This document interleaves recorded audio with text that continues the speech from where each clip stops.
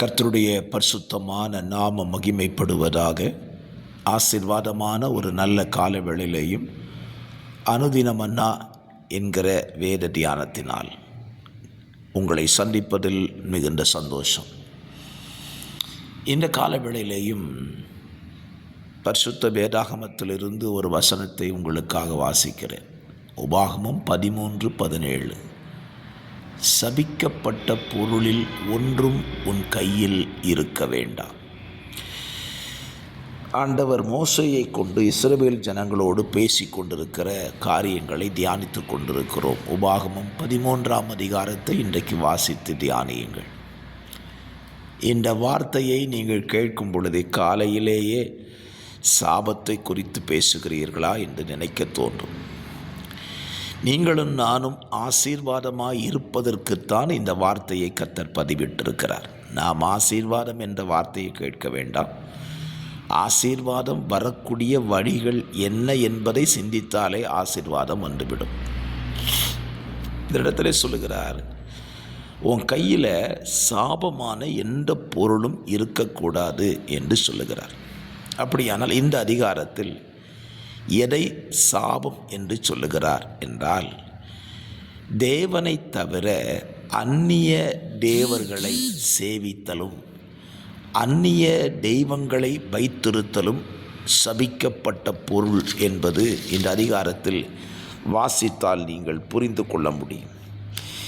ஒருவேளை நீங்கள் அதை செய்யாதிருக்கலாம். உங்களோடு கூட பழகுகிறவர்கள் இப்படிப்பட்ட சுபாவங்களை உடையவர்களாயிருக்கலாம். அந்நிய தேவர்களை சேவிக்கவும் வணங்கவும் ஆலோசனை கொடுக்கிறவர்களாய் அதன் சொரூபங்களை வைத்து கொள்ளலாம். இதெல்லாம் தவறு இல்லை என்று சொல்லி பாடம் படிப்பிக்கிறவர்களும் நம்மோடு கூட இருக்கலாம். காலவெளியிலே உங்களை நீங்கள் சோதித்து பார்க்கக்கூடிய நிலையில் இருக்கிறீர்கள்.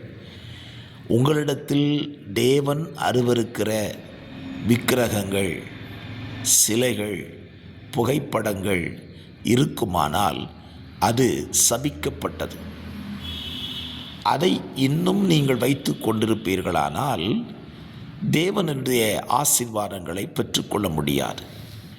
பாருங்கள், ஆதியாகமம் 35ஆம் அதிகாரத்தில் கர்த்தர் யாக்கோபுக்கு தரிசனமான பொழுது அவன் தன் குடும்பத்தோடு கூட எழுந்து புறப்பட்டு பெத்தேலுக்கு போக தீர்மானிக்கும் பொழுது அவன் ஒரு காரியத்தை செய்கிறான். உங்கள் கைகளில் உங்கள் நடுவில் இருக்கிற அந்நிய தேவர்களை விலக்கி போட்டு உங்கள் தேவனாகிய கர்த்தரை சேவிக்கணும்னு சொன்ன உடனே யாக்கோபுடைய குடும்பத்தார், அவனுடைய மனைவி, பிள்ளைகள் எல்லாரும் சேர்ந்து தங்கள் கையில் இருக்கிற அந்நிய தெய்வங்களை யாக்கோபினிடத்தில் கொடுத்தார்கள். அந்த அந்நிய தெய்வம் எதில் இருந்தது? அவர்கள் அணிந்திருந்த காதணிகளில், ஆபரணங்களில் இருந்தது. இன்றைக்கும் பாருங்கள், வீடுகளிலே சொரூபங்களை வைத்திருக்க மாட்டோம். ஆனால் நாம் அணிந்திருக்கிற அணிகலன்களிலே தெய்வங்கள் இருக்கும். சிலர் தாங்கள் அணிந்திருக்கிற தாலியிலே, ரட்சிக்கப்படுவதற்கு முன்பதாக கட்டின தாலி அல்லவா, அந்த தாலியில் அந்நிய தெய்வங்களுடைய நாமங்களோ சிலைகளோ இருக்கலாம். யாக்கோபு இதையெல்லாம் வாங்கி கர்வாலி மரத்தின் கீழ் புடைத்து போடுகிறான். அதற்கு பின்பு தேவனை சேவிக்க செல்லுகிறான். இந்த காலவெளியில் ஒருவேளை உங்கள் கையில் அணிந்திருக்கிற மோதிரத்தில், செயினில் இதெல்லாம் அந்நிய தெய்வங்கள் இருந்தால் தயவு செய்து அதை அழித்து விட்டு புதிதாக ஒன்றை செய்து கொள்ளுங்கள். நம்முடைய கையிலே சபிக்கப்பட்ட பொருள் ஒன்றும் இருக்கக்கூடாது. அவ்வளோதான் விஷயம். யாக்கோபு தன் குடும்பத்தில் உள்ளதான காரியங்களை சுத்திகரித்து தேவனை தேடினான். கர்த்தர் அவனுக்கு நன்மை செய்தார். இந்த காலவெளியிலையும் கர்த்தர் உங்களை ஆசீர்வதிக்க விரும்புகிறார்.